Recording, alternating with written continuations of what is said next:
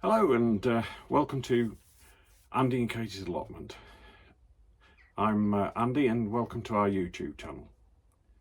We'd love you to subscribe, so if you like the video that you're about to see, then please, if you're a new viewer, press subscribe.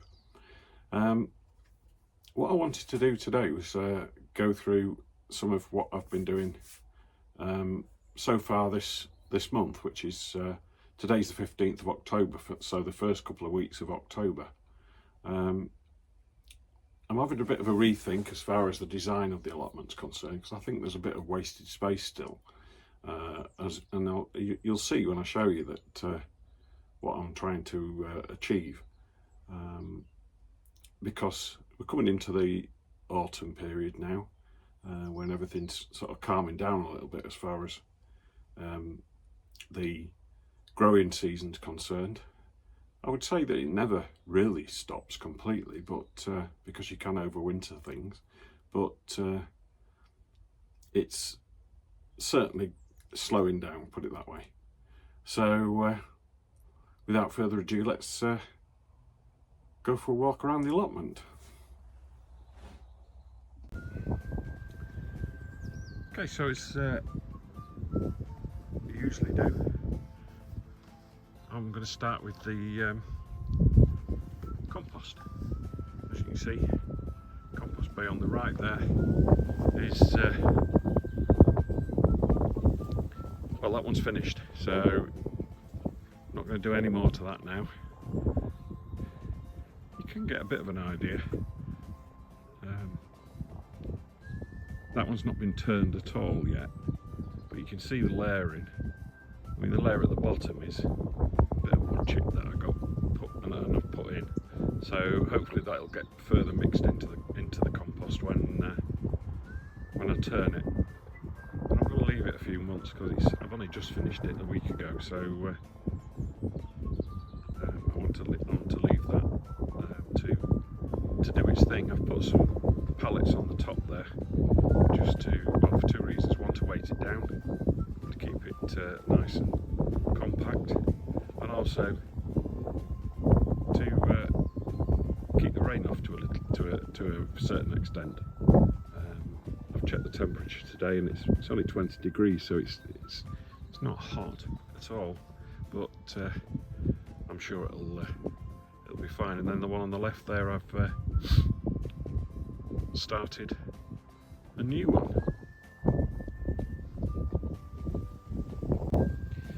Okay, so here's today's harvest.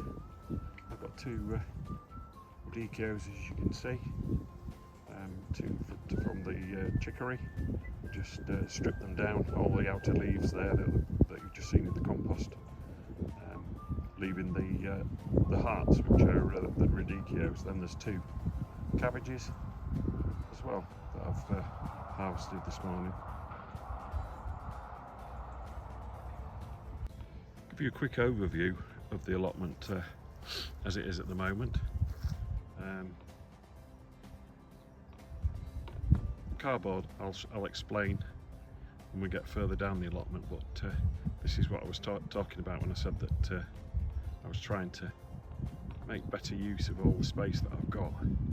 I think I had too many paths, and yeah, don't think I need as long as there's enough room to get down between the beds, between the main beds, then you know, I don't think there's any great need, because they're not that wide, to have smaller paths like there is on the left hand side in between each bed. So when I get enough cardboard, I'm going to do the same on the opposite side as well. So we just have two big long beds that go all the way down each side, and then the thinner one in the middle. So that's the vision for that. So what we've got here is some cabbages and some red curly kale.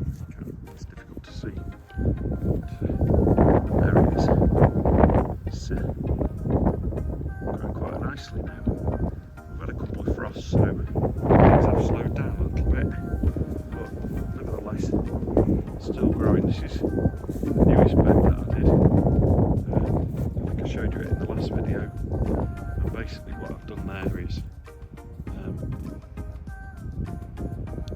make the long thin bed that I had last year with the beans in. Got double width really, and then path at the back.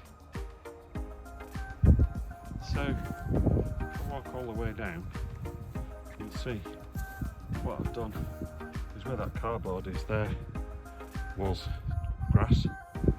It is grass still. All I've done is put cardboard on top of it at the moment, so it's still grass underneath. And the idea is that cardboard will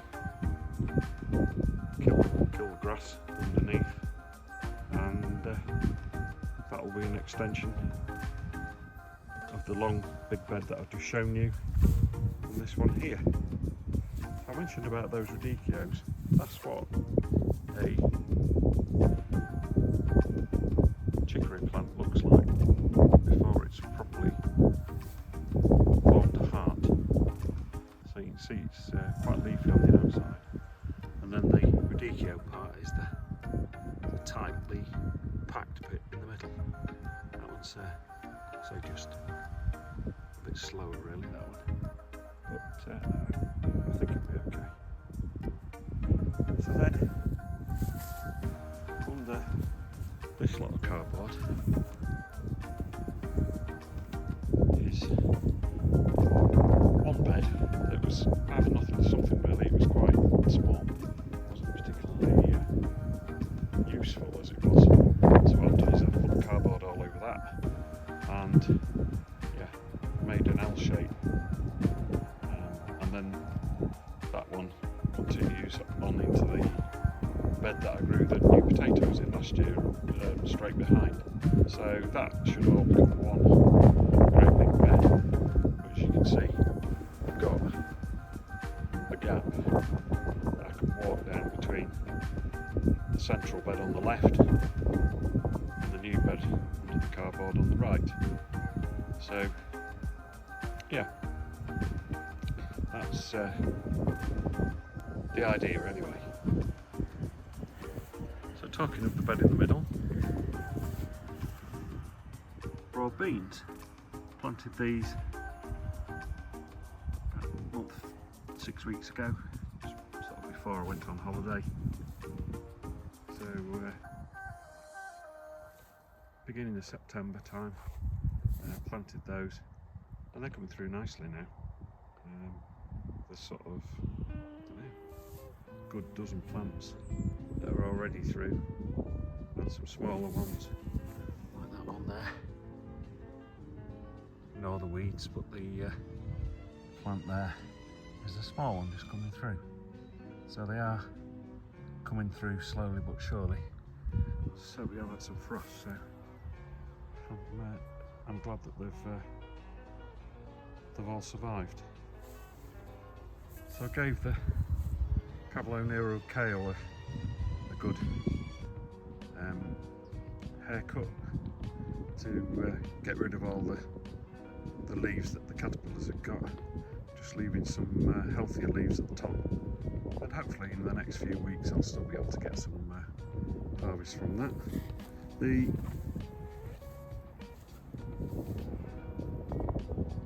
The purple sprouting broccoli still fighting away, recovering from the pests in the summer. The caterpillars again got these, but I can see that there's certainly in that one there good signs of growth. So these won't do much, I wouldn't have thought now. They'll sort of go a bit dormant over the winter, and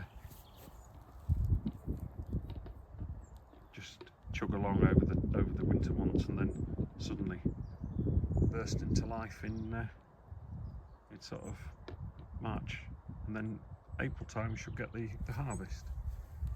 So Brussels sprouts, these have fought again against all the odds with the pests, and yeah, seem to be forming quite a lot of sprouts now, and there's even some that look as if they're nearly ready, but I'm just going to leave those until we get a full stalk. of sprouts. So we've got those there. So then we've got parsnips that are still in the ground. I'm going to leave them. So we talked about frost, but this is one vegetable that likes the frost and benefits from them. It concentrates the sugars in them and makes them sweet. So walking down to this bed, which looks quite bare. So this has got garlic in now. I've planted 6 bulbs of garlic in there. So I think there's 36 cloves in total. So we'll see what happens there. I only planted those less than a week ago, so they're not going to be coming up anytime soon, I would have thought. But that's fine, that's okay. And yeah, so that was my carrot bed. I must have got, I got 2 large mushroom tubs full of carrots. So it was a really good harvest. Different sizes, different shapes, but so I did that all in one day. I stripped the carrots, or harvested the carrots, and then planted the garlic all in one day. So if I move down to the next bed, that's onions. So did the same thing. This is the where the courgettes were, and the tomatoes. The first frost that we got was quite an early frost, and that just completely obliterated those. So they've gone, and the brown onions are in there. So there's 50, just less than 50 anyway, sets in there. Moving on to this one, and we're into red onions. So red onions in this one. The greens that you can see there, they're just some white radishes. I'll just harvest a couple just to show you. There we go. So it's just completely white, and yeah, but they just taste like a normal radish for your salad. So yeah, but that whole bed there is red onions. I did have a few left of each, so they've got into this bed, which was salad and chard last year, and yeah, they're looking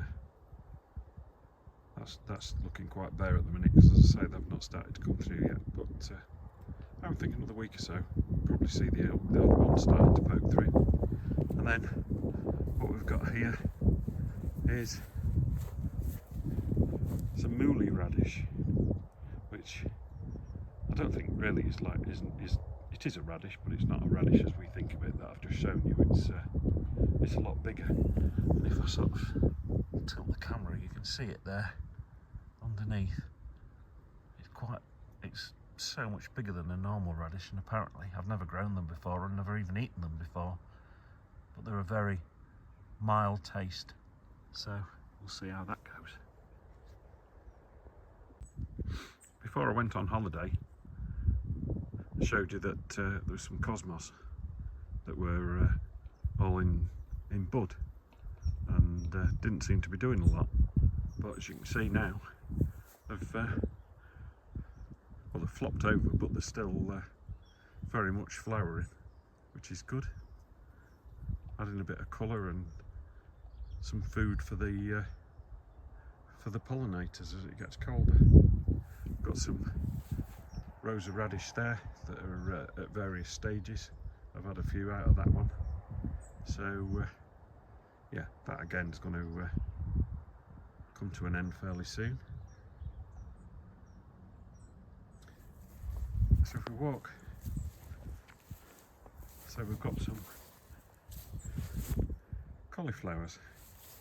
Now I don't know whether they're going to grow to any size or not, but I'm just going to leave them.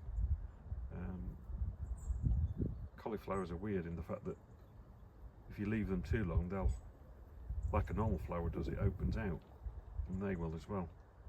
So we'll see what happens with there. Got two that are a bit not so further on. So another one there that's just starting to form there in the middle.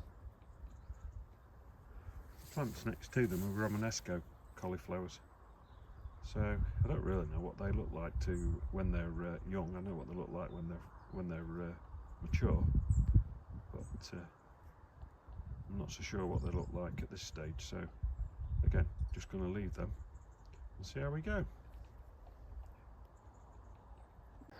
So this is part of the allotment that I've not shown you for some time, because really there hasn't been a lot going on. But I did put some black plastic down, roughly in the same place as you see it now, just to get another area sort of started to be cleared. Most of it has started. Most of it has got down to soil level, but there's still some bits that poke through the black plastic in the gap. So what I've tried to do is use more plastic and overlap. Now, not everybody likes black plastic, but it is something that you can reuse.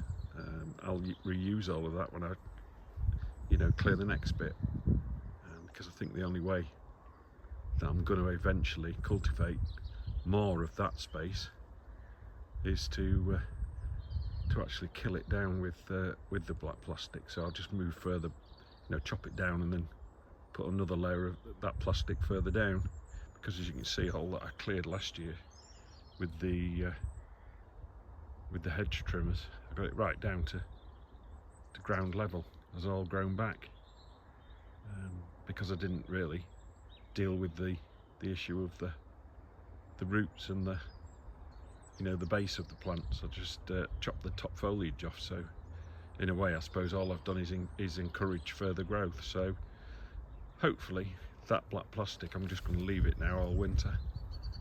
I've got it nicely overlapped and weighted down. So yeah, because I suppose like with most allotments, there's rules and regulations, and one of the rules is that you have to aim to have 70% of your allotment cultivated. So I'd say, when I get another as much again backwards, I'm just about there with 70%. But even so, it just gives me some extra growing space. So that's the end of today's video. Hope you like it. Just to let you know, I've been using a new camera today because I've got a new phone. So let me know what the video quality is like, whether it's any better, any worse than previous videos. And like I said at the beginning, if you've enjoyed it, then please subscribe. And then you'll get notifications if you open your notifications when I put new content on. And with that, I'll sign off and say happy gardening.